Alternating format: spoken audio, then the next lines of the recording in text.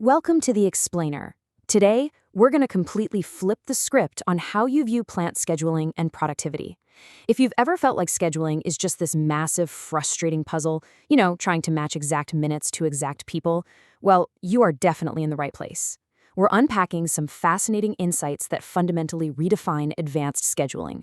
We're ditching the micromanagement and looking at this through a much more powerful, surprisingly human lens. We're talking about the psychology of goal setting. To kick things off, I want you to visualize something for me. Imagine waking up on a weekend, your hard-earned day off. Sun's shining, coffee's brewing. How do you usually decide what to tackle that day? Do you just kind of wander aimlessly into the garage, tinker with the wrench, and hope inspiration magically strikes? Or do you have a solid game plan? Think about the stark difference in how those 2 days actually play out. Wandering? Yeah, that usually means a bunch of half-finished projects. But planning? Planning usually means actually getting things done. And this right here brilliantly illustrates the core psychology behind productivity. Our source material points out something so simple it's almost crazy. If you wake up with a list of 5 things to do, you will literally get more done than if you just wake up.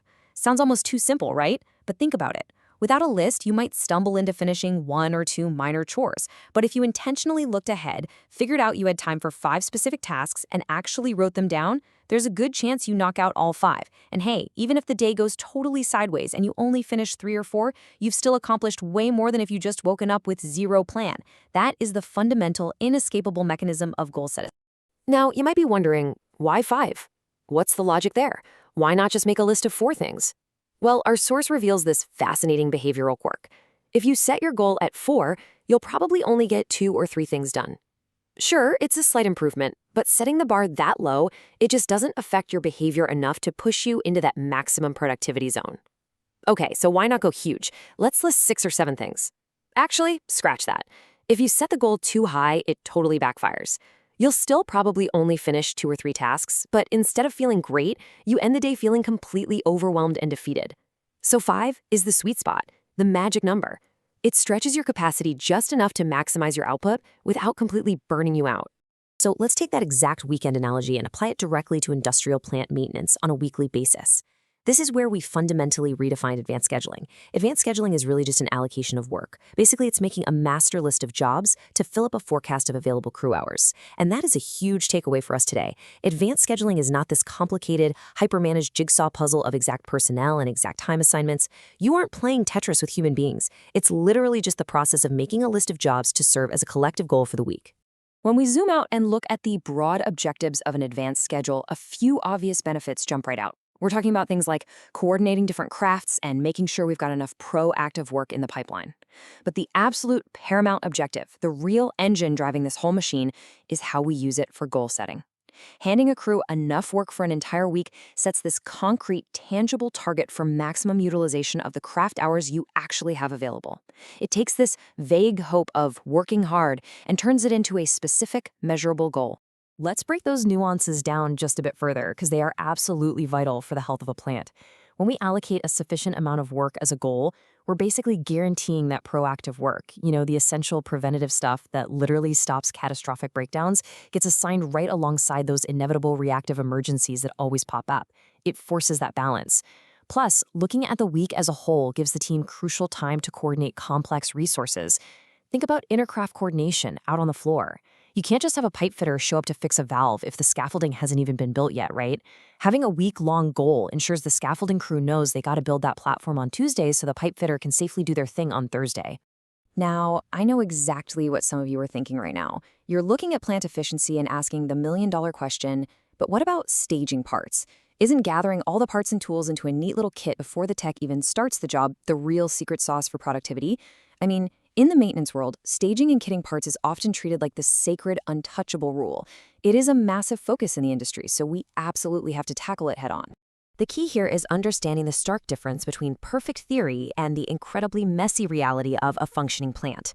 Now, the theory makes total logical sense. Pre-pathing parts means the technician just grabs their kit, heads straight to the site, and totally avoids wasting time standing in line at a bunch of warehouse counters. Sounds great, but our source material gives us a pretty harsh reality check. Staging parts is actually not the primary driver of productivity. In fact, pulling parts too early creates a massive opportunity for what we call phantom inventory. Basically, parts just magically walk off the shelf and get lost out of the warehouse before they're ever even needed for the scheduled job.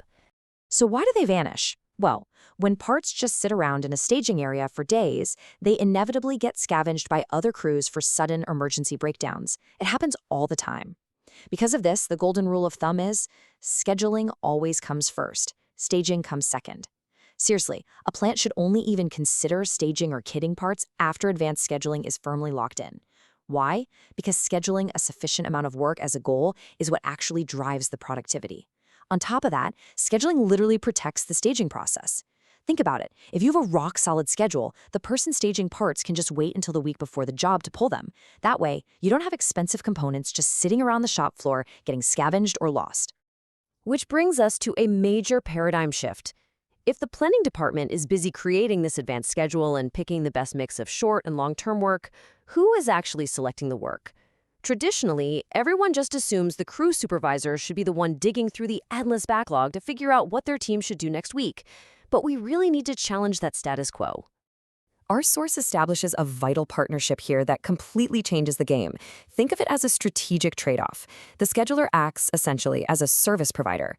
They're the ones rolling up their sleeves, handling the tedious computer work, the paperwork, and sifting through that massive backlog to find the right mix of work for the available labor hours. Now, they definitely consult with operations and the crew supervisor, for sure. But by having the scheduler handle all this heavy administrative lifting, the crew supervisor is completely freed from drowning in paperwork. This is huge. A big hurdle in making this work is that supervisors often fear they're losing control. But here's the thing. They aren't losing control over execution. They're being liberated from their desks. Now they can actually supervise their crew out in the field exactly where they belong. And if we dig even deeper, it's not even really the scheduler picking the work based on their own personal preference or some gut feeling. Ultimately, the system selects the work. The system is the ultimate, unbiased arbiter of truth in the plant. Your plant's priority system dictates the relative urgency of every single work order, which completely removes human bias and emotion from the equation. Meanwhile, the maintenance strategy dictates the proper proactive work. So, when should backlog work be done? Simple. As soon as practical. And when does that? As soon as crew labor becomes available. The scheduler is really just acting as the super efficient conduit for the system's priorities. To tie all of this together, let's elevate our view for a second and review the overarching framework that unifies all these concepts. This is really the grand unifying theory of our explainer today. The ultimate vision of planning as a whole is simply to increase labor productivity. And to hit that lofty goal, you have two distinct but deeply connected missions. The mission of planning is to prepare the jobs. The mission of scheduling, which is an absolutely integral, non-negotiable part of this process, is to allocate the jobs necessary for completion. It's all about setting that goal for the week, just like you would on your weekend off, ensuring the team has the exact right target to hit to maximize their true potential. So, I want to leave you with a question to really ponder as we wrap up this explainer. Look closely at your own maintenance management systems. Is your team burning endless cycles trying to mathematically schedule exact minutes for every single task? Or are you utilizing advanced scheduling the way it was truly meant to be used, by actually setting goals? Remember the magic number 5. Remember that allocation drives behavior. And definitely remember that scheduling must always come before staging. Thanks so much for joining me on this deep dive, and I really hope this fresh perspective helps you rethink your whole approach to productivity.